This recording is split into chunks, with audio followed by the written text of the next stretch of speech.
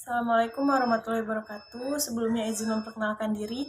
Nama saya Santi Triana, NPM 2111080079, Prodi Bimbingan Konseling Pendidikan Islam, mata kuliah Psikologi Klinis.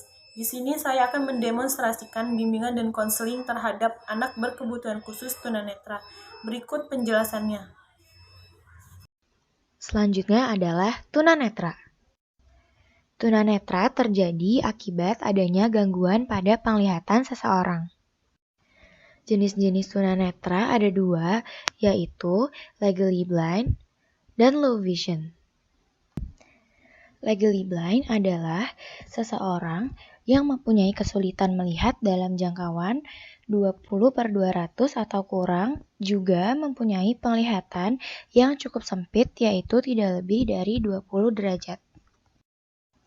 Sedangkan untuk low vision sendiri adalah seseorang yang memiliki penglihatan dengan jangkauan 70/200 dan penderita juga membutuhkan kaca pembesar untuk melihat sesuatu yang ukurannya kecil. Dampak kebutaan atau kerusakan pada penglihatan ada 3, yaitu hambatan dalam perkembangan kognitif dan kemampuan konseptual, hambatan dalam perkembangan motorik dan mobilitas, dan hambatan dalam perkembangan sosial. Penyebab tunanetra ada 2, yaitu faktor endogen dan faktor eksogen. Faktor endogen disebabkan oleh 3 hal. Yang pertama ada perkawinan antar keluarga. Bila terjadi kelainan genetik yang diturunkan secara turun-temurun dari kedua atau salah satu orang tua, maka gen-gen atau kromosom ini akan diturunkan pada generasi berikutnya. Yang kedua ada perkawinan antar tunanetra. Bila terjadi perkawinan antar tunanetra yang kedua-duanya mengalami gangguan penglihatan yang berasal dari keturunan orang tuanya, maka kemungkinan besar anak dari mereka akan mengalami ketunanetraan pula. Yang ketiga adalah gangguan yang dialami oleh ibu-ibu saat hamil, karena penyakit yang diderita seperti sifilis, TBC, rubella, dan lain-lain. Selanjutnya ada faktor eksogen. Faktor eksogen ini terjadi setelah bayi lahir. Yang pertama ada pengaruh alat bantu medis. Alat ini berbentuk seperti tang untuk membantu mengeluarkan bayi. Sebab bila tidak dikeluarkan, bayi akan kehabisan oksigen dan dapat mengakibatkan kematian. Namun, bila terjadi kesalahan dalam penggunaan alat ini, seperti tidak sengaja menjepit syaraf mata, akan menyebabkan kebutaan. Yang kedua ada kecelakaan. Kecelakaan yang dialami anak, baik langsung dan tidak langsung mengenai bola mata, dapat menyebabkan ketunanetraan. Misalnya, kepala terbentur benda keras, bola mata yang kemasukan benda asing, dan lain-lain. Yang ketiga ada glaukoma. Glaukoma ini merupakan penyakit mata yang disebabkan karena tekanan cairan bola mata yang terlalu tinggi, sehingga bola mata dapat pecah dan menjadi buta. Lalu ada diabetes mellitus. Ini adalah gangguan metabolisme di mana tubuh tidak cukup dalam memproduksi insulin, sehingga produksi gula darah meningkat. Bila menyerang mata akan dapat menimbulkan kebutaan. Lalu yang terakhir ada malnutrisi berat. Kekurangan gizi yang sangat berat pada seseorang dapat menimbulkan kelainan yang kompleks. Bila ditambah lagi dengan kekurangan vitamin A, maka dapat mempengaruhi syaraf pusat dan retina mata. Ada beberapa karakteristik tunanetra.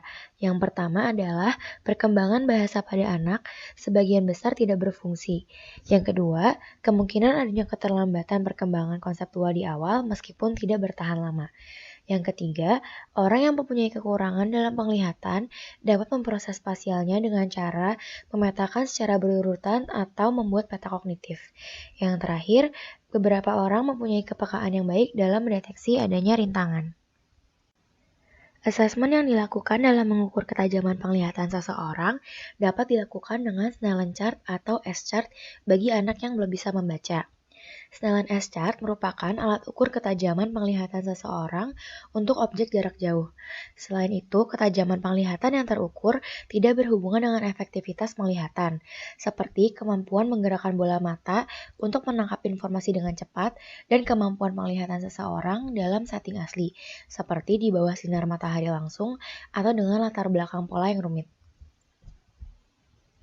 Selanjutnya ada observasi. Observasi ini dilakukan untuk orang tua, guru, maupun orang dewasa yang lain. Hal-hal yang menjadi bahan observasi adalah cara seseorang anak untuk melakukan aktivitasnya sehari-hari. Observer dapat melihat dan mencatat bagaimana seorang anak beraktivitas di dalam setting yang berbeda. Misalnya, kadar cahaya yang berbeda atau tugas-tugas lainnya. Misalnya membaca, menulis catatan, atau berjalan. Ada beberapa intervensi yang bisa dilakukan untuk penderita tunanetra. Yang pertama adalah dengan melatih motorik menggunakan permainan. Dalam permainan, ada beberapa aturan dan tujuan tertentu yang menghasilkan kegiatan dalam bentuk tindakan yang bertujuan. Permainan yang dikenal saat ini beraneka macam. Ada permainan tradisional dan permainan modern. Permainan tradisional itu sendiri seperti egrang batok, bakiak, egrang bambu, gobak sodor, gatrik, dan lain-lain. Intervensi selanjutnya yang bisa dilakukan adalah dengan menggunakan huruf Braille. Huruf Braille ini merupakan tulisan yang biasanya digunakan oleh penderita tunanetra yang disusun berdasarkan kombinasi pola 6 titik timbul yang membentuk garis horizontal dan vertikal. Tunanetra diajarkan untuk mengenal huruf Braille terlebih dahulu, baru kemudian belajar untuk membacanya. Sistem tulisan pada huruf Braille diperkirakan dapat meningkatkan kemampuan menulis dan membaca pada penderita tunanetra.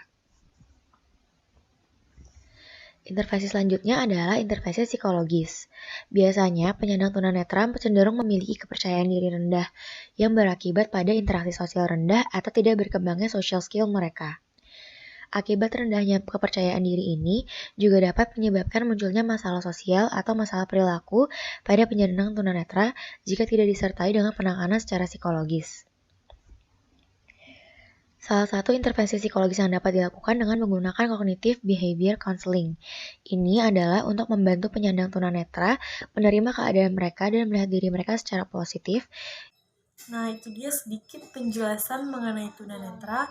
Berikut contoh bimbingan yang mungkin dapat diterapkan terhadap anak tunanetra tersebut.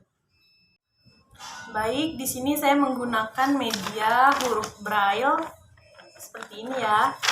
Bagaimana Desti? Apakah sudah siap? Siap, Kak. Oke, kita mulai ya.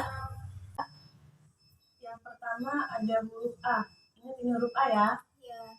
Ini B, ini C, ini D, ini E, ini F, ini G, H, I, J, dan K.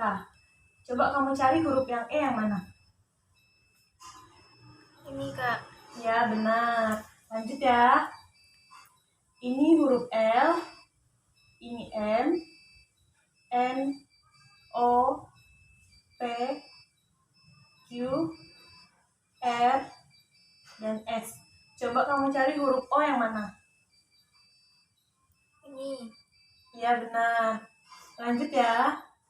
Ini ada huruf T, U, V, W, X, Y, dan Z. Coba kamu cari huruf W yang mana?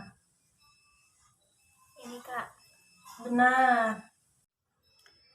Nah, sekiranya itulah salah satu contoh metode pembelajaran untuk anak tunanetra. Sekian dari saya akhiri. Wassalamualaikum warahmatullahi wabarakatuh.